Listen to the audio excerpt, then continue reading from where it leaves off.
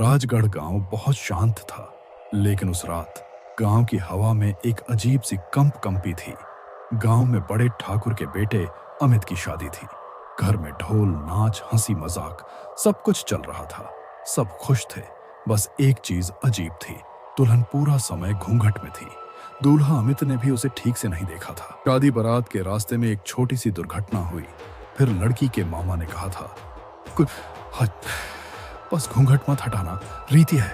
सबने। दुल्हन चुप थी, धीमे कदमों से बीए की सारी रस्में निभा रही थी। जब विदाई हुई, अमित ने पहली बार उसके हाथ पकड़े। हाथ ठंडे जैसे बर्फ, पर किसी ने ध्यान नहीं। अमित उसे कमरे तक लाया। कमरा फूलों से सजा था, मोमबत्तियों की हल्की रोशनी थी। अमित ने मुस्कुराकर कहा, अगर तुम्हें अच्छा लगे तो मैं घूंघट हटाऊं। दुल्हन चुप। उसने हल्के से सिर हिलाया, पर नहीं की तरफ। अमित को अजीब लगा, लेकिन उसने सोचा लड़की शर्मीली है। रात गहरा चुकी थी। अमित ने पलक झपकी और सो गया। सुबह जब अमित की आंख खुली तो पहला झटका लगा। कमरा अंदर से बंद था, लेकिन दुल्हन गायब। घूंघट फर्श पर पड़ा था। कमरे की दीवार पर हल्की खरोंचें, जैसे किसी ने दीवार को नाखूनों से नोचा हो। अमित का दिल कांप गया। उसी समय घर वाले दरवाजा खटकाते हुए बोले, अरे अमित, दुल्हन को लेकर बाहर आओ, नाश्ता ठंडा हो रहा है। अमित ने बोला, वो कमरे में नहीं है। पूरा घर चौंक गया। सबने कमरे की तलाशी। कहीं कोई चोर वाला निशान नहीं, न कोई टूटा हुआ ताला, बस दीवार पर अजीब निशान। गांव वाले कानाफूसी करने लगे। लड़की के घर वालों ने कुछ छुपाया था, कहीं भाग तो नहीं गई। ये तो अशुभ है। अमित की मां घबरा कर बोली, इतनी रात में लड़की कहां जाएगी और दरवाजा कैसे बंद हुआ। यह बात सबके गले में अटक गई। दिन भर दुल्हन को खोजा गया, लेकिन वो धरती निकल गई या आसमान, किसी को पता नहीं चला। रात होते होते अमित परेशान होकर अपने कमरे, वह नींद में ही था कि अचानक सरसराहट, पायल की आवाज। अमित की आंख फटी रह गई। दुल्हन वापस कमरे में थी। घूंघट फिर वही, और वही ठंडी चुप्पी। अमित डर गया। तुम कहां चली गई थी? सब परेशान थे। दुल्हन ने सिर नहीं उठाया, ना कुछ बोली। फिर धीमे से पलंग पर बैठ गई। अमित पीछे हटते हुए बोला, तुम ठीक तो हो? कुछ बताओ। दुल्हन ने बस एक बात कही। उसकी आवाज इतनी धीमी थी जैसे हवा से भी हल्की, घूंघट मत उठाना। अमित ने कांपते हुए पूछा, क्यों? वह बस एक बात दोहराती रही, घूंघट मत उठाना।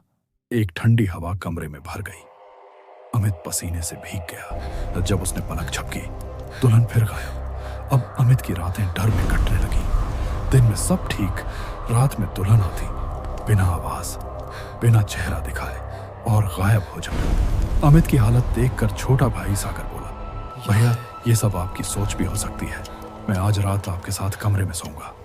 अमित ने हामी भर दी। उस रात दोनों जागते रहे, और ठीक आधी रात, छन छन छन, पायल की वही आवाज। दीवार पर परछाई उभरी, एक औरत की, पूरे घूंघट में। सागर डर से चीख पड़ा, ये क्या है भैया? अमित बोला, यही है, यही मेरी दुल्हन है। सागर कांपते हुए बोला, मैंने कभी ऐसी ठंडी हवा नहीं महसूस की। ये इंसान नहीं है। अमित ने अगले दिन दुल्हन के घर वालों को फोन किया। उधर से जवाब आया, आप कौन? किसकी बात कर रहे हो? अमित स्टंट हो गया। आपकी बेटी ने मुझसे ही कल शादी की थी। फोन के दूसरी तरफ एक बूढ़ी औरत रो पड़ी। हमारी बेटी 6 महीने पहले मर गई थी। शादी वाले दिन ही एक हादसे में अमित के हाथ से फोन गिर गया। उसकी मां ने पूछा, क्या हुआ? अमित रोते हुए बोला, मेरी बीवी इंसान नहीं है। गांव में डर फैल गया। सबने कयास लगाना शुरू कर दी। उस रात अमित अकेला कमरे में बैठा रहा। घड़ी में 12 बजे दुल्हन की परछाई आई। इस बार अमित ने साहस करके कहा, अगर तुम मेरी बीवी हो तो मुझसे बात क्यों नहीं करती?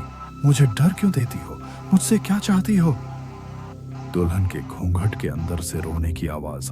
धीरे धीरे वह जमीन पर बैठ गई। अमित का दिल पसी। तुम अगर मुझसे कुछ कहना चाहती हो, मैं सुनूंगा। मैं तुम्हारा पति हूं।